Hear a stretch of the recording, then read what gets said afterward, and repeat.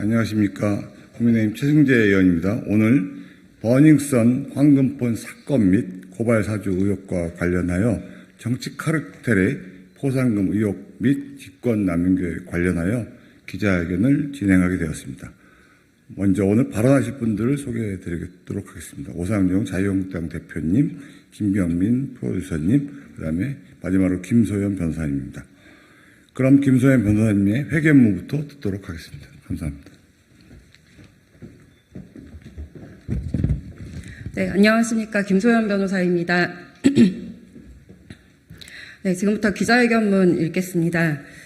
정준영 승리 카톡방 사건 다들 아시죠? 고발사주 의혹, 조성은의 고발사주 폭로. 이런 사건들은 대한민국을 떠들썩하게 만들었던 역대급 사건들입니다. 저희는 이 사건들의 숨겨진 내막에 대해 일부 사실관계가 확인이 되어 이 자리에 섰습니다. 이 사건들은 야당 국회의원과 그의 오랜 지인인 포렌식 업자, 전현희 국민권익위원장 등이 서로 손발을 맞춰 진행한 기획이후 정치 카르텔 사건입니다. 이유를 말씀드리겠습니다. 먼저 정준영, 승리 연예인 카톡방 사건 제보자였던 포렌식 업자 이호민 씨, 그리고 언론인, 기자인 강경윤 SBS 연예뉴스 기자, 이들이 이를 터뜨릴 당시에 이 사건은 성폭력, 성매매 등에 초점이 맞춰져 있었습니다. 실제로 승리와 정준영 등은 성폭력, 성매매, 외국환 거래법 위반 등으로 처벌까지 받았습니다. 하지만 당시 공익신고자 보호법에는 성폭력에 관한 법조문이 없었습니다. 고발사주도 마찬가지입니다. 조성은이 고발사주 의혹을 폭로할 당시 공익신고자 보호법에 따르면 해당 별표 어떤 법에도 고발사주와 관련된 것은 공익신고자 법에 없었고 요건에 해당하지도 않았습니다. 더욱이 이 사건들은 이미 언론에 공개된 사실이거나 공개를 예정하고 처벌을 면하기 위해서 요식행위로 한 신고임이 다 드러났습니다. 내부 고발도 아니고 이미 언론 등을 통해 본인들이 전부 공개하고 떠벌리고 다닌 사실이 어떻게 공익신고에 해당합니까? 하지만 전현희의 국민권익위원회에서는 이 두 사람에 대하여 이례적으로 짧은 시간 동안 검토를 마치고 공익신고자로 지정한 후 보호조치까지 했습니다. 전현희 위원장은 버닝썬과 고발사주 사건에 대하여 포렌식 업자 등에게 공익신고자 지위를 부여했고 결국 국민과 수사기관, 언론 등은 이들에 대하여 추후의 의문도 제기할 수 없을 만큼의 방탄조끼를 선물했습니다. 심지어 지금까지 확인된 바에 따르면 전현희의 국민권익위원회는 해당 포렌식 업자에게 5천만 원의 포상금까지 지급한 것으로 확인했습니다. 포렌식 업자는 고객이 맡긴 스마트폰의 자료 중 일부를 무려 3년 이상 가지고 있다가 국민권익위원회에 제공했습니다. 그리고 이를 정보통신망법에 따라 고발했습니다. 하지만 이 사건은 성매매 등으로 처벌받았습니다.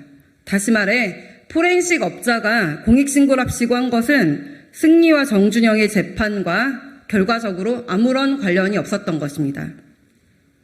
이와 관련해 더불어민주당 안민석 의원은 2019년 4월 수사기관이 성관계 불법 촬영 유포, 성접대 등 사회특권층의 심각한 성범죄 사건에 대해 고의로 축소하고 은폐한 사실이 공익제보를 통해 드러났다라고 말합니다. 그러면서 현행법상 공익신고자로 인정받는 범위에 성범죄 관련 법률이 빠져 있어 성범죄를 고발하여도 공익신고자로 인정받지 못하여 신변보호조치, 구조금 등을 제대로 지원받지 못하고 있다라며 공익신고자 보호법 개정안을 발의합니다. 그리고 이는 결국 정부 대안으로 통과되었습니다. 안민석 의원은 2014년경 또는 2017년경으로 확인되는데요. 그때부터 이미 위 포렌식 업자 이호민과의 친분을 공공연하게 밝혔습니다. 이호민 씨는 이른바 세월호 CCTV를 복구한 사람으로 널리 알려져 있고 안민석 의원의 북콘서트에 참여하고 사진을 찍고 국회 국회의원실까지 찾아와 사진을 찍고 친분을 과시했습니다. 전현희 위원장은 이렇게 이호민 씨가 불법적으로 취득하고 제공한 자료를 바탕으로 이호민 씨를 공익신고자로 지정하고 물론 지정 당시에는 박은정 위원장이었습니다. 안민석 의원은 포상금을 받을 수 있도록 법안을 개정 추진했으며 국민권익위원회는 사건 자체가 공익신고자보호법 별표 법안의 법률에 해당하지 않음에도 포상금 5천만 원까지 지급한 것입니다. 이쯤 되면 도대체 누가 포상금 지급에 관여한 것인지 묻지 않을 수 없습니다. 대한민국을 떠들썩하게 했던 사건들이 알고 보니 누군가 기획했던 것이냐고 묻지 않을 수 없습니다. 기관장이 지위를 이용해 이 사건의 판을 짜는데 함께한 것인지, 어떠한 이유로 국민 혈세 수천만 원을 지급하도록 한 것인지에 대해서 명명백백히 밝혀야 합니다.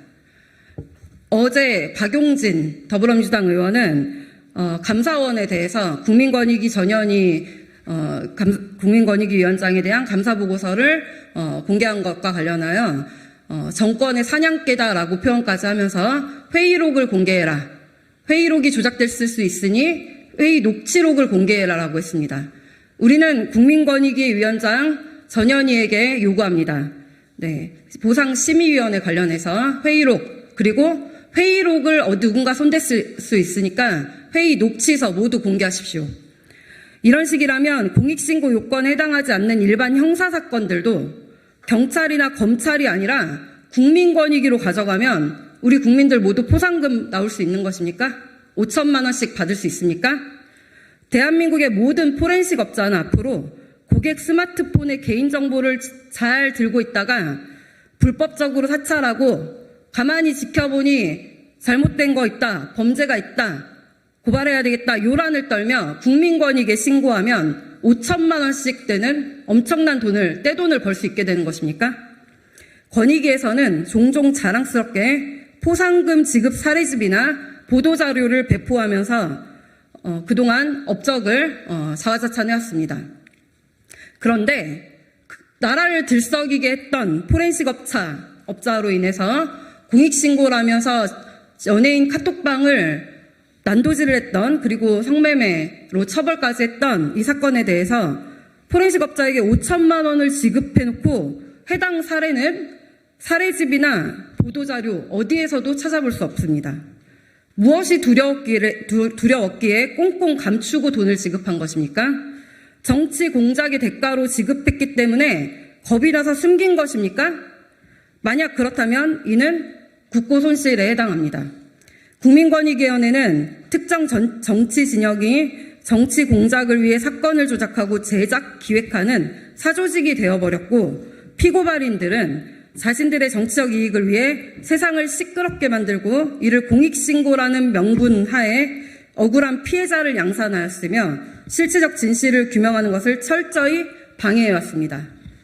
예를 들어 정준영 승리 카톡방 사건은 특정 언론인 SBS 연예뉴스 강경윤 기자에게 일방적으로 자료가 제공되었고, 강경윤 기자는 성폭력 피해자의 연락처와 이름 등 신원을 다른 언론사에게 제공하여 2차 가해까지 저질렀습니다. 최근 저는 해당 피해자로부터 강경윤 기자를 엄벌에 처해달라는 요청을 받았습니다. 이러한 권익위 농단 사태라고 저희가 규정하고 있는데요. 권익위 농단 사태에 등장하는 인물들은 2019년경에 비슷한 시기에 이루어진 마약사범 한서희의 양현석에 대한 공익신고에도 세트 플레이를 했습니다. 해당 사건 역시 양현석, 그렇게 시끄럽게 떠들썩하게 했던 양현석은 1심에서 무죄를 선고받고 항소심 진행 중에 있습니다. 이쯤 되면 권익위는 아주 상습적으로 공익신고 제도를 능멸하고 있는 것입니다. 이 사건 중심에도 여지없이 모 인터넷 언론사, 그리고 포렌식 업자 이호민, 그리고 SBS 연예뉴스 기자 강경윤이 유착하여 일방적으로 보도를 시작했습니다. 결국 윤지호의 장자연 성접대 고발 사건도, 조성은의 고발사주 의혹 폭로 사건도 신고 대상이었던 자들은 아무도 처벌받지 않았고 아무것도 밝혀진 게 없습니다. 오히려 공익신고자라고 자처한 윤지호 등이 제출한 증거의 조작 가능성과 진술의 신빙성에 대하여 강력한 문제점이 공판 과정에서 드러나고 있습니다. 연예인 카톡방 제보 사건도 승유와 정준영이 공연 영상 등에 대해서 성매매 알선이나 외국한 거래법 위반 등으로 처벌받긴 했으나 떠들썩했던 버닝썬 사건과는 막상 무관했습니다. 포렌식 업자가 공익신고한 정보통신망법 위반으로는 아무도 처벌받지 않았습니다. 이것이 흔들 수 없는 사실입니다. 윤지호는 안민석 의원이 잘 보호했던 그 윤지호 말입니다. 윤지호는 후원금 사기 혐의로, 그리고 조성은, 박지원 전 국정원장의 비호를 받던 조성은은 정당 창당 관련해서 사무소 위조 등의 혐의로, 그리고 공익신고자라면서 언론인에게 이름조차 거론하지 말라고 겁박을 했던 한서희는 마약 사건으로, 그리고 황금폰이라고 하면서 떠들썩하게 정준영의 핸드폰을 제공했던 포렌식업자 이호미는 개인정보보호법 위반 및 통신비밀보호법 위반 등의 혐의로 수사를 받고 강력히 처벌받아야 함에도 불구하고 공익신고자라는 국민권익위가 입혀준 방탄조끼를 입고 처벌은커녕 언론이든 어디에서든 그 이름조차 언급할 수 없도록 보호받고 심지어 5천만 원의 포상금까지 타갔습니다. 이들이 사회를 혼탁하게 만드는 천인공노할 범죄 행위를 저지를 때 청렴하고 공정한 대한민국을 만들어야 할 국민권익위는 이들이 피해자 코스프레를 완성할 수 있도록 원칙과 규정을 내팽개치고 권력의 신여가 되어 신속하게 부패, 공익신고자 지위를 확보해 주었습니다. 이는 대다수 업무에 헌신하고 있는 국민권익위 관계자들의 명예를 훼손한 것이고 선량한 공익제보자들에게 자괴감과 박탈감을 심어주는 것입니다. 저희는 이 사실을 알고 경악과 분노를 금할 수 없었습니다. 특히 국민권익을 최우선으로 하여야 할 국민권익위원회의 취지를 무색하게 한 피고발인들의 전행을 만약 우리가 모른 척한다면 이 사회를 지탱하는 공정과 상식이 흔들리고 편법이 난무하게 될 것입니다. 대한민국 국민에게 신뢰받는 포렌식 기법에 대한 의혹이 확산되고 있습니다. 조작 가능성이 최근에 조성은이 증인으로 출석한 손준성 검사에 대한 공판 과정에서 경찰의 증언으로 위변조 정황이 확인됐습니다. 사회적 신뢰 자본도 무너질 것입니다. 법치국가로서 대한민국의 수사 과정에 대한 신뢰를 깨트리는 지금의 사태를 바로잡고자 이 자리에 선 것입니다. 전현희 국민권익위원장님은 답하십시오. 내일 모레 퇴직하시죠? 퇴직하시기 직전까지 자리를 보존하면서 무엇을 지켜야 됐는지 답하시기 바랍니다. 법에도 없는 포상금을 무슨 명분으로 지급한 것입니까?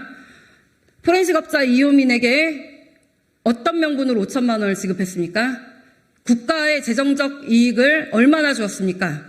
국가의 손실을 얼마나 방지했기에 5천만 원의 포상금을 지급했습니까? 법에도 없는 공익신고자 지위를 무슨 근거로 부여한 것입니까? 이들의 거짓말과 위법행위로 망가진 대한민국의 현실에 티끌만큼의 책임감과 죄책감도 없으십니까? 이제 응분의 대가를 치르십시오. 부디 입법 청탁에 의한 부당거래, 범죄 은폐, 정치 조작이 의심되는 이 사건에 관해서 언론인 여러분들과 국민 여러분들이 많은 관심을 부탁드리겠습니다. 감사합니다.